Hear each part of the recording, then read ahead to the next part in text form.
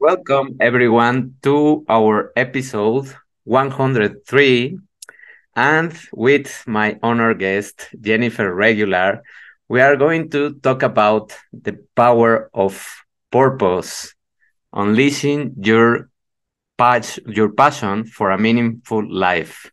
So, we are going to discuss all of the things, all of the elements that assemble purpose and the demystifying the concept of purpose, because many people think that we just have one purpose and we can have several along our lives, and that's the secret that we are going to discover today. So Jennifer Regular is known as a soul illuminator and is the creator of Lighting the Path, a company dedicated to helping business leaders, visionary entrepreneurs, and conscious organization to make a positive impact in the world. Jennifer is a wellness consultant and a spiritual guide that specializes in helping you illuminate your unique purpose and implement empowering practices that increase well being, inspiration, and creativity. Welcome, Jennifer, and it is a pleasure to have you here. Oh, thank you so much, David. Truly, I feel honored, and I'm honoring you too for bringing this work into the world and having this podcast that we get to broadcast Yeah. all of our thoughts and ideas and inspirations and insight that everyone gets to take part in. So I'm happy to be here. Thank you. So, Jennifer, let's start with how did you arrive to this path of illuminating people and helping them finding their purpose? hmm Certainly on my journey, I learned that the path is not linear. It's taken Yeah. many pivots and twists and turns, and things I thought would happen, things I would become and be, and roles that I would take on changed significantly in my lifetime, let me tell you. So I know we don't have time to go into all of that, but that's one thing I learned for sure. Nothing is stagnant, nothing stays the same, and it's forever changing and evolving. And the better we can live our life when we flow with all of those changes.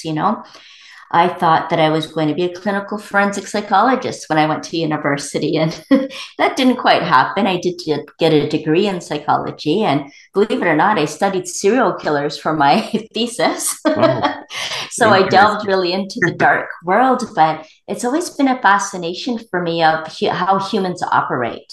Mm, And I can remember being so young, only 10 years old, observing the world in such a grand way, but observing that society seemed to have a big influence and authority that would determine our destiny.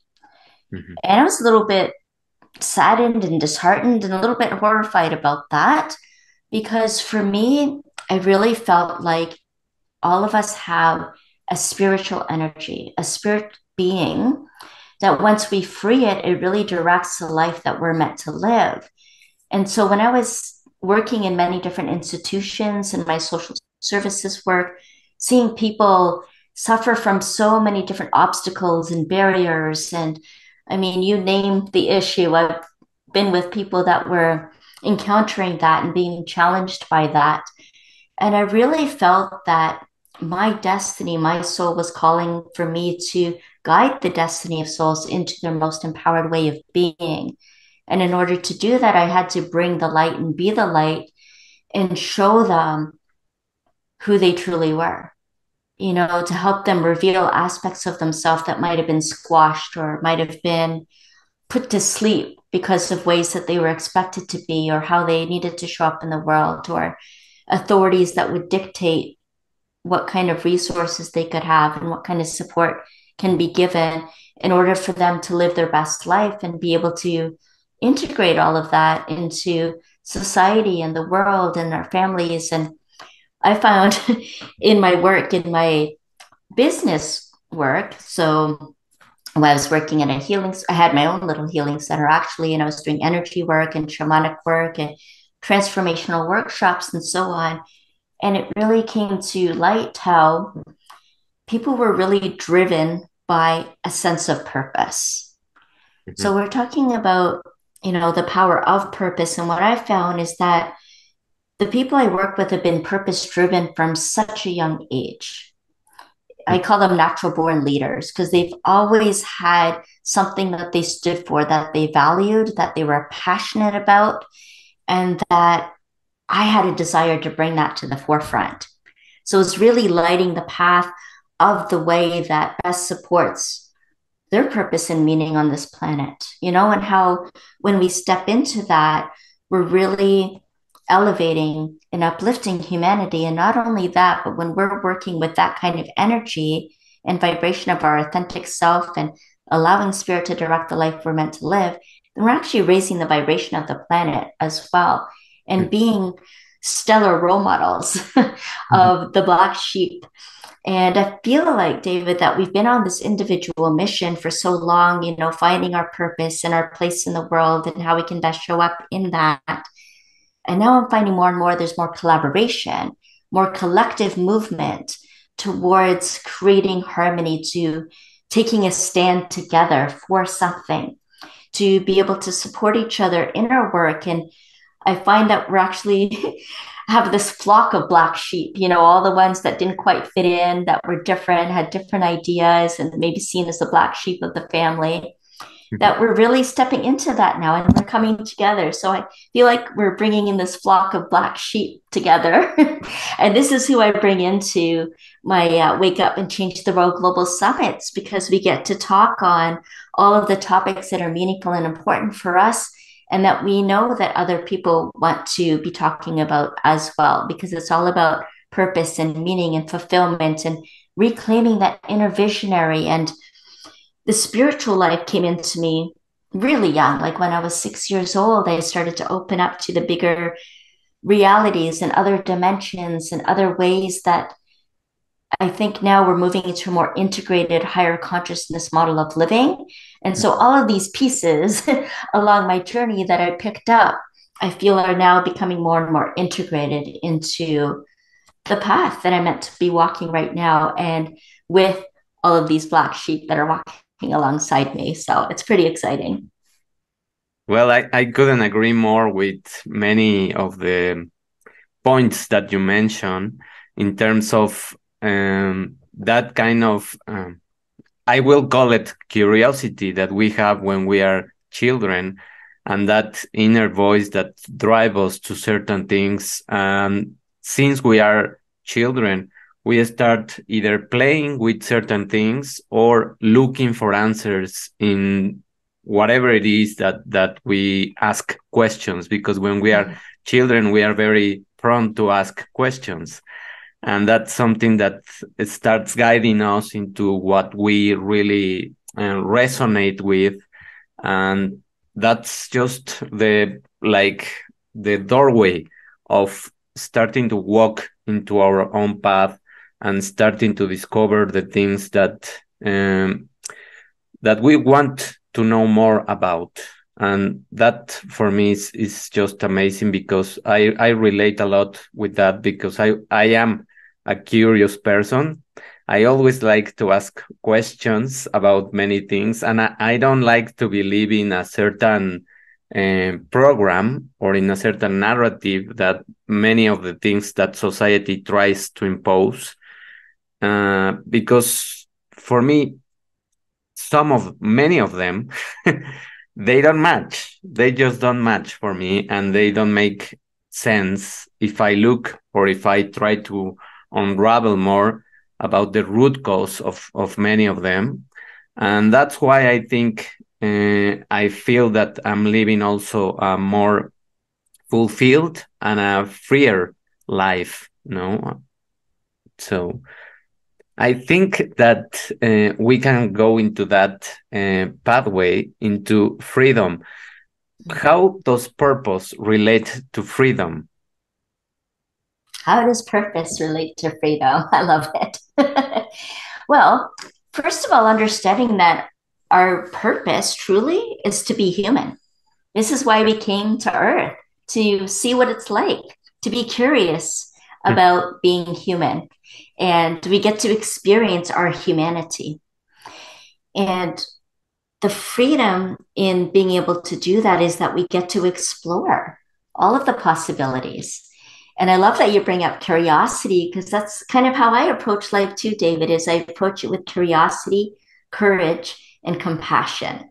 Mm. And I think it's important to look at how we actually approach our life. You know, what guides us, what drives us, what motivates us, what moves us into living our life, and what kind of life are we living into. But the freedom, too, is that we don't have to control everything. We can relax, we can soften, and see how life unfolds for us, and then be curious about that. And then reawaken that wonder of life, that curiosity, because that's what opens us up to our creativity, where we get to create. And that brings a certain sense of freedom. And also about opening up to the infinite possibilities. There's so much that we can choose to experience in this lifetime. And Yes. so the freedom comes when we give space for that, to be able to open and receive the blessings and the lessons and all of the things, and then build the capacity to be able to hold it all. Because if we let so much come in and happen to us and for us, it can be really overwhelming, Mhm. not knowing which direction to go to. And it can be very confusing when there's so many different choices. And so we have the freedom to choose. And that's part of the cycle of transformation, really. And transformation is all about transcending form. So we get to shapeshift into different ways of being and see what that's like. You know, like I said, I was going to be a clinical forensic psychologist. Then I shapeshifted into something. Then I was a shamanic practitioner. And then I was a master integrated energy therapist. Then I was a speaker and author and a daughter and, you know, all of the different roles that we get to play with as well. And so for me, the freedom is being able to be flexible in all of that and create space to explore. I love that because, well, nowadays and also in the past, I think that we are set on a path that has to be just one, has to be, you have to be named according to the title that you obtain. You have to be named according to the things that you are doing. And many times you can get used to those facts and define your own identity and personality just according to those things that probably you didn't even choose at certain points in your life. There are things that you don't really choose, they happen to you randomly, let's say, because it's not completely random. There is a purpose for that also. Mm-hmm. And that's when you all start listening more to your inner messages of uh, not being in alignment with you. And Mm-hmm. that's where this spark of shifting, of acquiring more things or acquiring knowledge or open your vision starts to enlighten your outlook for life, no? Mm-hmm. You Mm-hmm. start seeing more possibilities and not just the one that probably your parents wanted you to be or Right. the society approves that is successful or whatever it is the label that we can add, no?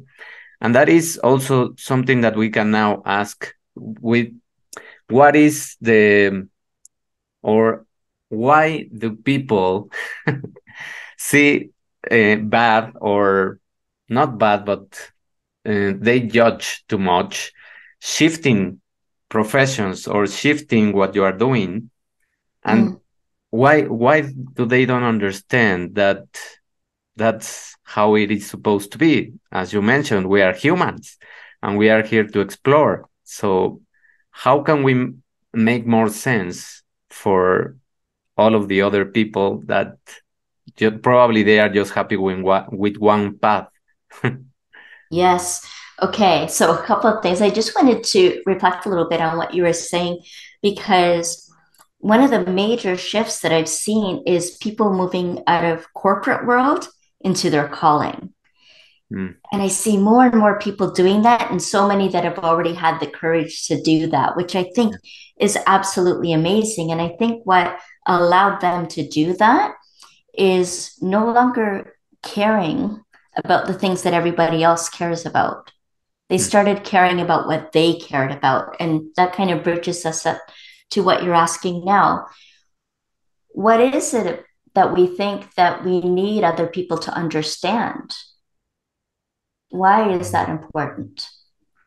Right? Because then when we feel like we need other people to understand and for it to make sense for others, then we're engaging in this ego battle, in this power struggle.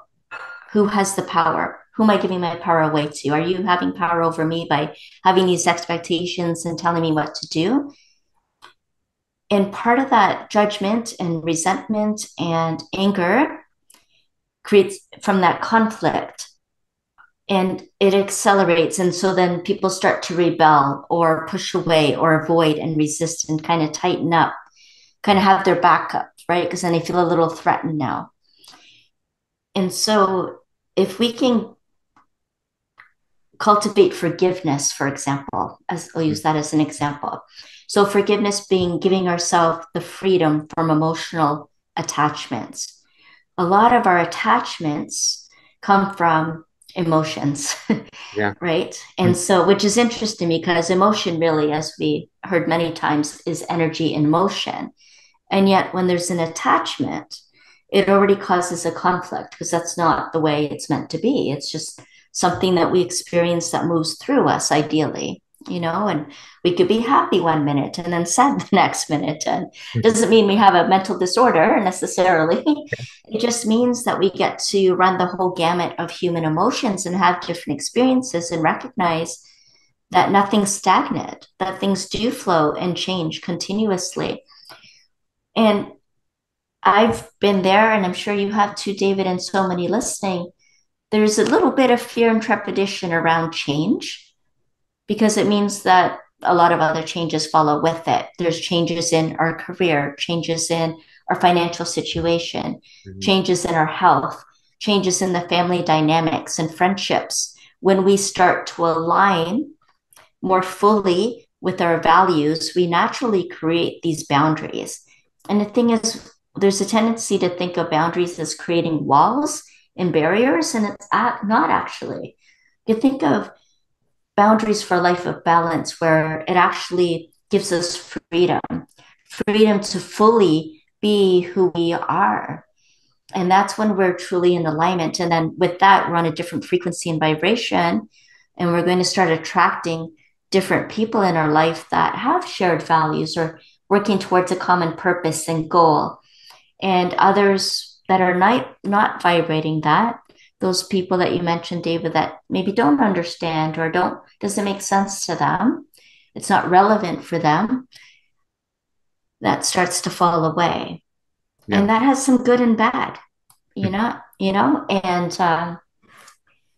and that's hard, because there's some grief with that, there's some loss with that, and we might have had expectations about certain outcomes of the way we want our life to turn out or our marriage to turn out or the way we want to set up our home. There's different outcomes and visions that we have, and it's nice when we can have a shared vision. And to Mhm, have a shared vision that's truly aligned, then we need to be able to be fully ourselves. And sometimes we can't be, don't feel safe to be fully ourselves with others. And it's, I don't feel there is a push to make them understand. I used to. I used to be very much in that. Now I've found that I can I have more acceptance of their views and where they are in their path, and more acceptance of my own views and values in my path. And as such, our priorities might be different. Doesn't mean we don't care about each other or love each other any less. It just mhm, means the way we live our life and who we surround ourselves with might start to look a little different. And mm, that's not necessarily a bad thing, but at first it might feel a little sad. Yeah. I I relate to that and I resonate with that because I have lived also that since I just took this entrepreneur pathway. Mm. And Mm-hmm. that's when I felt more the judgment, the criticize, and the expectations, no, that people had on you, how they judge what you are doing, or they see it as a game, or they see it as a hobby, Mm-hmm. and you have to justify sometimes to them. And I just, I am like you. I mean, I don't need to justify what I like because this is what I love, and that it took me for 40 years to find out it's perfect. Perfect Mm-hmm. timing. It was, I don't know, probably I just envisioned that before because it there is a story in my life that when I was working in corporate in the pharma industry, I talked with a friend and I told her that when I get I was 29 more or less, or 28, something like that, and I told her that I was going to work hard and I wanted to retire from the industry at 40. Mm-hmm. And I forgot about that. I just go on with my life and I just kept working and doing the normal things, let's say, the path of everyone, or the majority. And when I got 40, I was in contact with her and she told me, do you remember that when you enter into the corporate, you told me that you had a goal of retiring from this profession at 40? And I told her I didn't remember. No. I Mm-hmm. just forgot, but my path was already marked and my vision was already in the life that I wanted to have. And and the things that I wanted to do, I didn't know what I was going to do. I was not very clear in that, but I knew that I didn't want it to have a boss, let's say, Mm-hmm. Yes. that I wanted to do what I loved, no, and I went to teaching and I went to this entrepreneur pathway, and I also wrote the book and doing this podcast and encountering people like you and many others that I have interviewed and that I have met.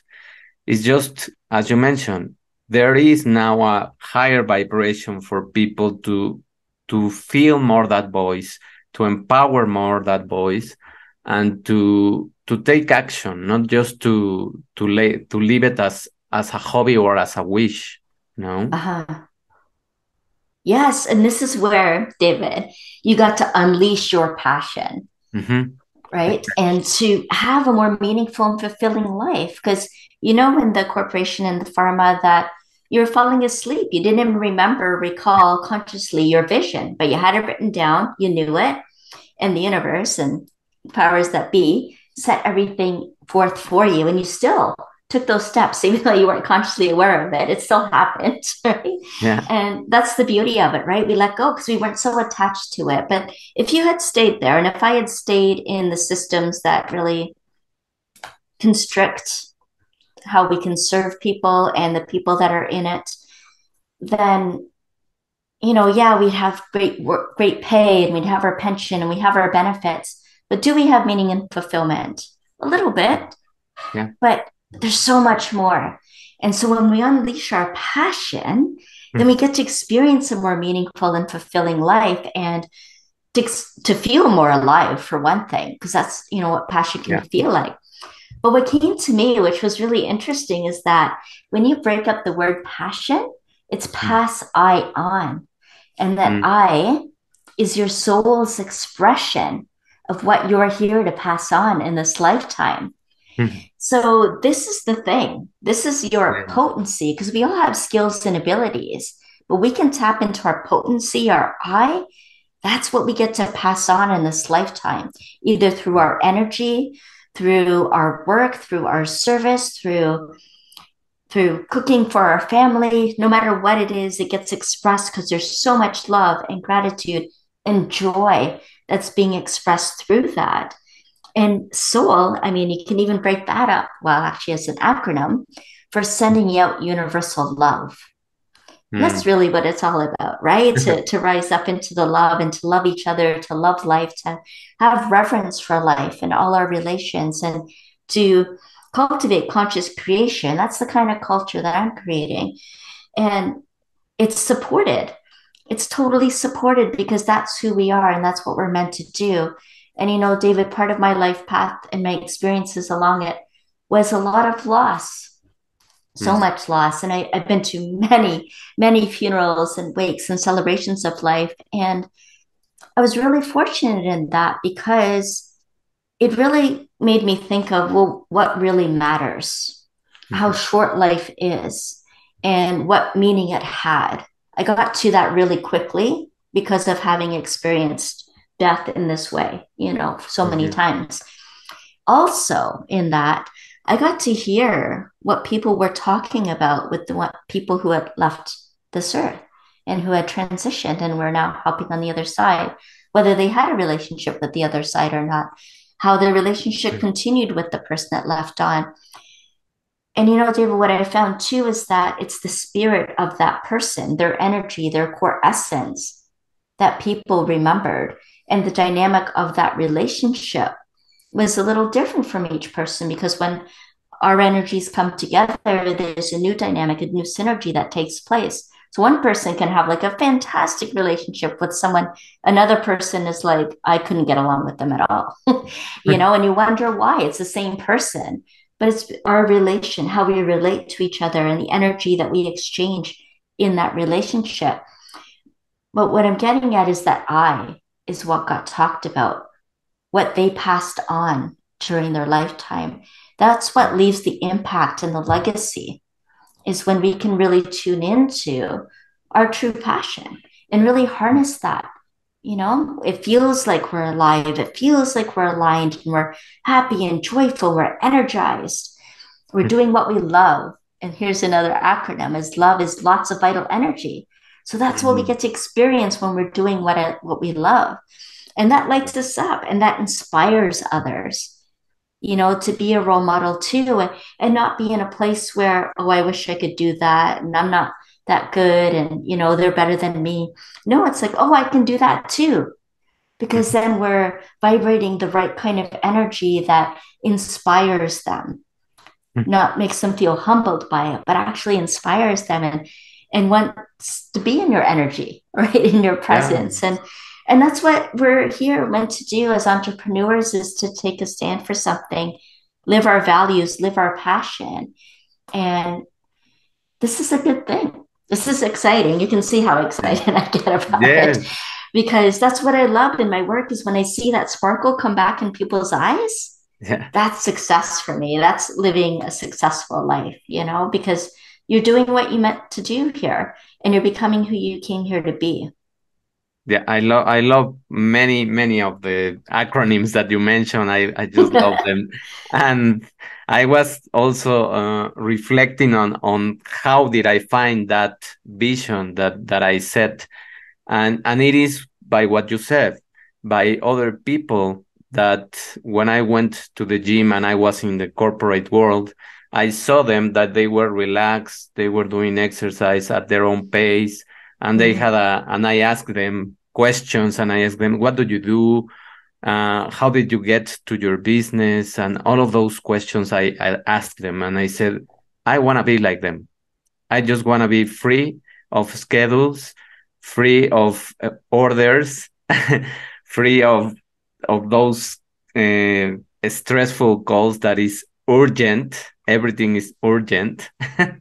absolutely. Yes. and and that's how I arrived to the vision that I said, I don't know exactly what I'm going to do right now, but I know that I don't want to be in this place. No. Yes. And this is just a temporary thing that is going to give me the freedom that I Mhm. want in the future.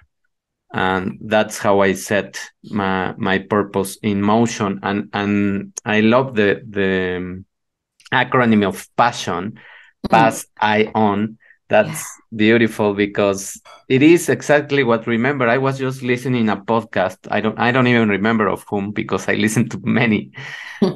And I was listening that we need more to be in touch with death so Mhm. that we can appreciate life, because Mhm. many times we give for granted many of the things that we have, and simple things that when you are either sick or you are near to someone that is dying or that is Mhm. dead, that's when you reflect on many of those simple things of life, and that's when Mhm. you also uh, take more responsibility for what you want in your life and Mhm. start questioning more if what you are doing is the right thing or feels right in the moment, no?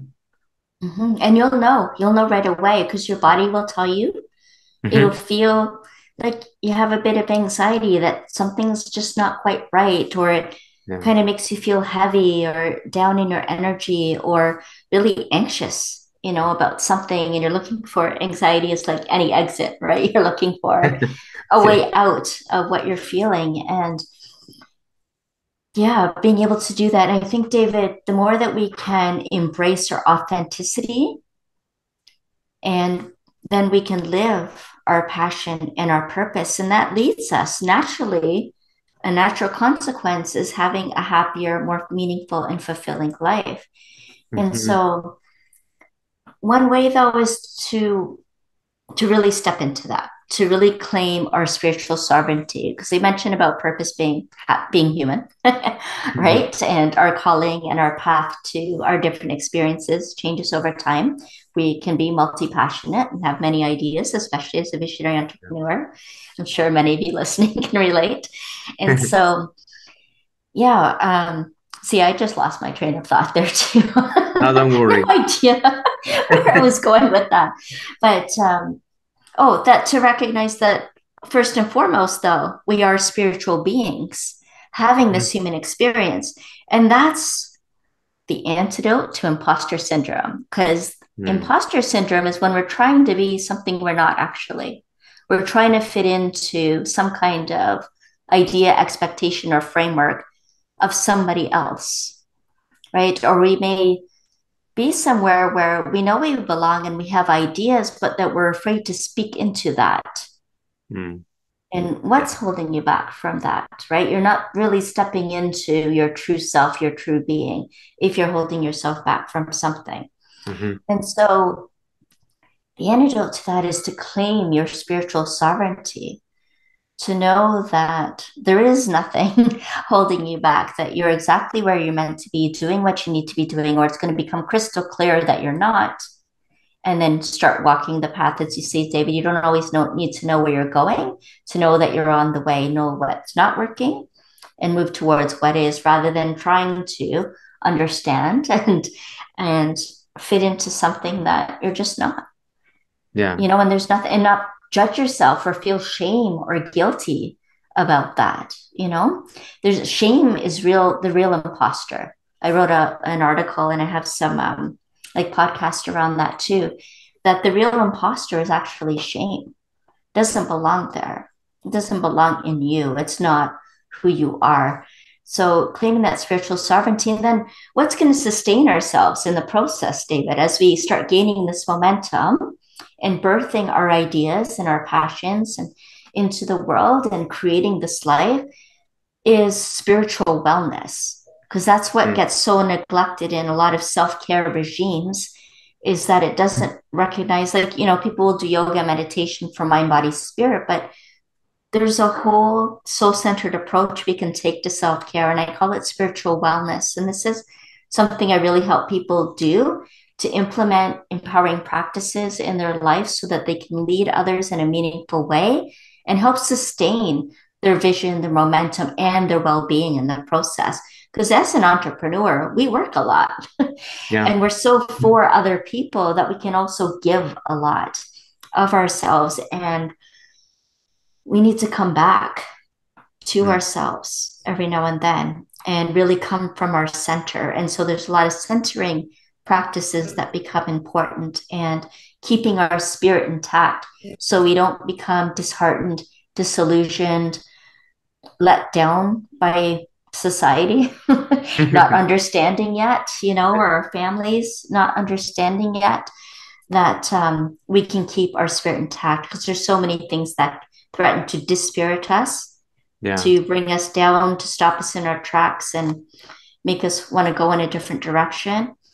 That it's really important that we engage in spiritual wellness and sustain our well-being and keep our spirit intact. I think that's important too, so that we can keep doing what we're doing and keep evolving on the Or path and actually self-actualize.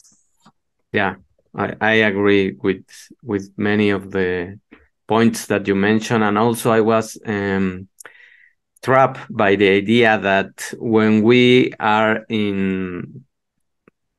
feel that imposter syndrome is because we cannot express what we want to say. Right. And many times when you are in a job setting, in a regular job setting, whatever it is, academics or corporate, it happens everywhere that Mm-hmm. you are not free to express yourself and you have to Mm-hmm. align to certain path of saying the things, or you cannot you cannot even express your creativity because there are certain procedures Mm-hmm. that are already established and you cannot go against those procedures and blah blah blah and all of those things that they impose to you. And that's when you start feeling down and your Mm-hmm. energy, as you mentioned, goes really depleted. And I relate, or I remember a moment in my life that was the turning point when I felt that the completely depleted of energy, and I just had the a few pieces of energy to arrive to my home and turn on the TV and just stay there. Yeah. And that's when I said, this is not me. This is not me. I was not like this. I was not Mm-hmm. the person that didn't have energy, that wanted to watch TV. And that's when I start saying, this job is really affecting me now. And I don't want to be anymore. And that's when I started to plan my exit of Yeah. of that kind of setting. Yeah. And that shame that you mentioned is also very powerful in terms of making you feel first low in energy, and second, you start to lose your self-esteem. You start to lose your trust in yourself and in your skills and in your abilities, and you become completely hopeless of Mm. and just turn into the mindset of doing things for doing them and not having a purpose exactly. Yeah. Yes. Yes. Oh, David, I 100% relate and resonate with what you're saying. And Yeah, you know what? I just thought of something else that was a fun play on words. When you spoke about lowering our self esteem, yeah, I really heard the part steam, and we run out of steam, yeah, right? Our exactly. energy. Yeah. So It's that's a like good play it's on sucking words. the energy. Like Exactly. someone Yeah. or the environment sucks the energy from you, and Yeah. you don't recognize yourself. No, because Uh, that's not us. yeah, It's not us. Yeah. but that's the moment that many people that are in that side have to Mm-hmm. experience by themselves, Yeah. so that they want to give the jump in vibration and in energy to where they are, no? And they don't have to do it right away because that's what they think many times. And they say, well, Mm-hmm. it's very easy to speak for you because you already did it and blah, blah, blah. And you Yeah. say, well, it's not that I did it in a moment or No. just from yesterday to today. So Mm-hmm. you have to have a plan, an exit plan of doing the things. And that's Mm. the best way to start recovering your energy because you are Yes. now in the mind of the plan and you have your own thing that you want to do, and you start setting your steps, let's say. Yeah. Yeah. You have to recover yourself to be yourself. Totally. Hmm. Yeah, totally. And to, yeah, just start taking the next step. But you know what? It's a wake up call. Yeah. And what I mean by that too is actually quite simple in that we fell asleep, we're zoning out on Mhm. Netflix or whatever and recognizing this isn't me. And then you get up from that, out from that slumber, and you wake up and you're like, you're recognizing what alive means to you again, right? And then you get called to and drawn to what helps you feel more alive. And one simple step is to start raising your vibration and waking up and getting back to the things that you love. So you can Mhm. make a list, 5, 10, 20, 30 things that you love, and then circle a few, and then choose one to start engaging in, and at least for that time period, 5 minutes, an hour, a day, a week, whatever it might be, you're doing something you love and you have that energy. And the more you do that, the more you're cultivating that energy. And that creates momentum. And then you Yeah. get to birth into this new way of being, right? But it starts with that decision Hmm. is of saying no more or I want this. Yeah. Right. And yeah, you don't need to have it all figured out. No. It's just having that decision, everything just kind of comes into play. You get the Mhm. support, you get the resources, everything comes for you. And you just have to experience it to believe it because we can tell you because David and I have been through this and Yeah. we continue to go through this. I mean, it's not perfect. We strive No. for growth and not perfection. And that's how we can think of it. So I talk to people about too is don't talk about moving out of your comfort zone. It's just stepping into your growth zone. Because the Mm. truth is, the comfort zone's not all that comfortable, anyways. Yeah. We're restless. We just don't know what to do with our restlessness, right? So, Yes. stepping into our growth zone and unleashing your passion, and using that power of purpose, remembering back to when you were younger, what was driving you, motivating you, and restoring that and using that power to Mhm. power you up and then create this life of meaning and fulfillment. Yeah. And I love that the growth zone Mm. because you always every day you are learning something new Mhm. and you really start opening your eyes to the amazing things that you can do by just learning now with the technology that we have, looking for tutorials and learning a skill and Yeah. then practicing the skill and then becoming, I mean, making mistakes, of course. When I started the podcast, I made a lot of mistakes. And I said, well, that's the only way I'm going to learn, no? And being Yeah. nervous in the interview and not knowing what to say or just having a script of questions that was the beginning of the podcast for me. And I said, I think I don't need the questions anymore. At the beginning, I need them because I was not used to just stepping into the next topic. And that's how you start creating and empowering your mind also to go into different topics.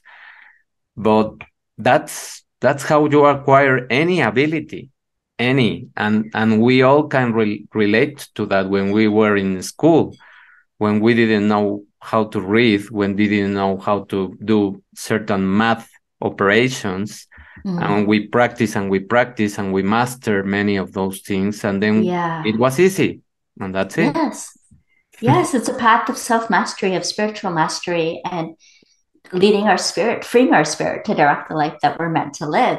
Just follow where your spirit wants to take you and be curious about it. We looped it right back to the beginning where we were talking about curiosity and being open and restoring that wonder and being open to the possibilities. What else is possible? Yeah. And what can you tell me about meaning? Because we have meaning in the title, so Yeah. we have been mentioning how do people find meaning in what they are doing? Yeah. Through alignment, through Mm, alignment and through living their values. mm, Because values, appreciation, meaning, they all go together. Mm-hmm. And so like a couple of my values is autonomy and spirituality, integrity. So if I have all three of those in my life and I'm living that way, and everything that I do and the way I approach life has those three elements, that creates meaning for me. Mm. Because now I'm living my values, I'm aligned with them, and this is meaningful and then also following what you stand for. Mm. What are you for? What is your true passion? What's that I that you're passing on? This is what brings that meaning, because then you become meaningfully engaged in life, in your work, in your service, in your family, in your friendships, in your relationship, because you're aligned with your values. There's an appreciation there, and you're harnessing your passion into that. And Mhm. so that brings the fulfillment. Yes.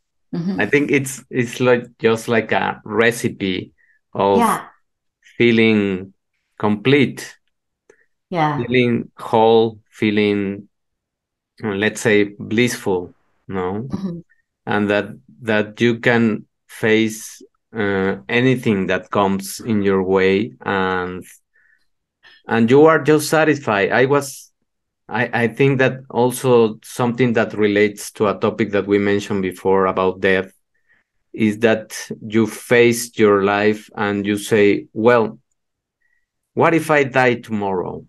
Yeah. If you ask that question, that is of course scary and Mm-hmm. but real Mm-hmm. probably, then you say, well, if I die today, I'm okay, I'm Mm-hmm. fine, Yeah. I am in alignment with what I wanted to do. Mm-hmm. I said the things that I wanted to say up to now, of course. Mm-hmm. Mm-hmm. and I'm okay. So you are not afraid of whatever can happen, no? Yeah. And if you have any trouble making a decision or wanting to find clarity or any confusion about any of that, and wondering what's meaningful for you, then that's a good way to think. I remember reading a book, I think it was Stephen Levine, about a year to live. Mm. If you had 1 year to live, how would you be living it? And Ooh. that's how I lived my life. Like I actually put that into practice. And Mm. that changed so many things for me that year. Okay, I Mm. have a year to live. Because then you really get down to it. You really Yeah, get down to what's meaningful and what you need to do. And it's different from a bucket list. yeah. It's not that. There might be a couple of things that overlap on your list, but it's really, yeah, getting down to it. And then you can really simplify it and say, okay, if I only have today, I only have today. What do I want to make sure I leave today with? What do I want to complete by the end of the day? What do Mhm. I want to do? But more importantly, how do I want to be? And this is one of the practices I bring people into, is like creating a to be list. Mm. And that could be qualities, it could be aspirations, it could be anything you want it to be, whatever comes to mind and how you want to be. And then from that place, create your to do list. And this too is what's going to bring you meaning and fulfillment. Mhm. Yeah. That's a very, very powerful tactic to live by doing your be, because nobody almost mentions how do you want to be. Mm-hmm. It is usually what do you have to do. It's your Yeah. list Well, of what do you have things. to do to be that, right? You'll create your Yeah, to do list based on that. Otherwise, it's just going to be a thing that's a never ending story because it's not yeah. meaningful. It's not aligned with anything, really. Yeah. I love that. I love that. Um, how can we wrap up everything that we spoke and just leave people with one powerful message about purpose and meaning? Yeah. So many things I want to say. Yeah, I know, I know. Yeah.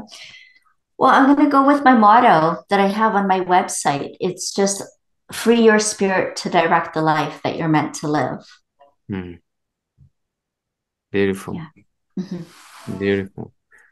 Thank you, Jennifer, for all the wisdom that you share.